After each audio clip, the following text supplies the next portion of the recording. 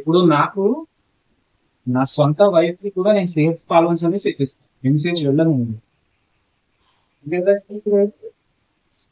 వాళ్ళు ఎంసీహెచ్ అని చెప్తే ఐ టోల్డ్ నాకు సిఎస్సి పాలన్స్ 15 minutes. నేను అర్ధగంట 45 minutes పోవాలంటే ఎప్పుడైనా అదే ఆలోచిస్తారు కదా. మీరు సర్వీస్ ఇవ్వడానికి రెడీ లేరు కాబట్టి ఎవరు రారు ఇక్కడ. స్టాఫ్ నర్స్, డాక్టర్స్, ఎందుకు ఇదంతా మీ అందరికి ట్రాన్స్ఫర్ చేసి మనుగురు, కరగూడెం, చెర్లలో ఇస్తాను. స్టార్టింగ్ విత్ సూపరింటెండెంట్ గారు, లీడ్ ఫ్రమ్ ఎగ్జాంపుల్.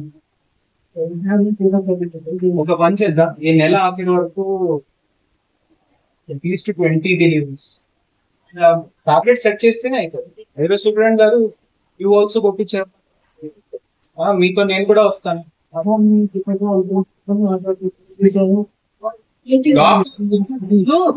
డాక్టర్ కదా, డాక్టర్ లేరు, సూపరింటెండెంట్ లేరు, స్టాఫ్ నర్స్ లేరు, మ్యూజియం లాగా ఉంది సిహెచ్సి గురుగంపాడ్.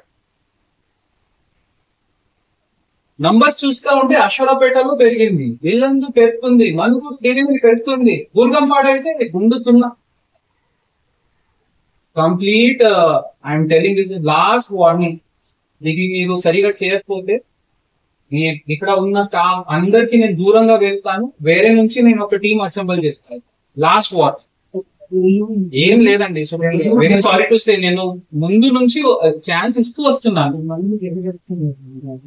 అదే డెంటల్ డాక్టర్స్ ఉన్నారు, మీరేం చేశారు? మీరేమున్నారు? మీరు కూడా డెంటల్ పీడియాట్రిషియన్, ఎంబీబీఎస్ ఎవరు? గైనకాలజిస్ట్ ఎవరు?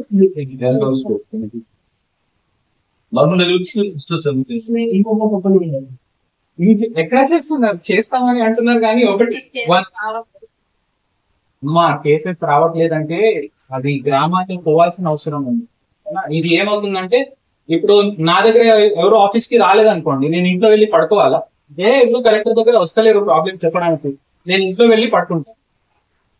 మెయిన్ జనాల్లోకి వెళ్ళి చూస్తాను కదా, మీకేం ఇబ్బంది ఉంది, నేను ఉన్నాను కదా ప్రాబ్లమ్ సాల్వ్ చేయడానికి.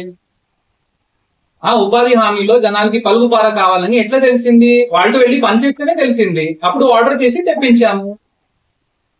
మీ అందరికి జీతం వస్తుంది బేఫికర్ కాబట్టి మీరు మా ఆరామంగా ఉన్నారు. డెలివరీ వస్తే చూస్తాం, లేకపోతే that is not the way.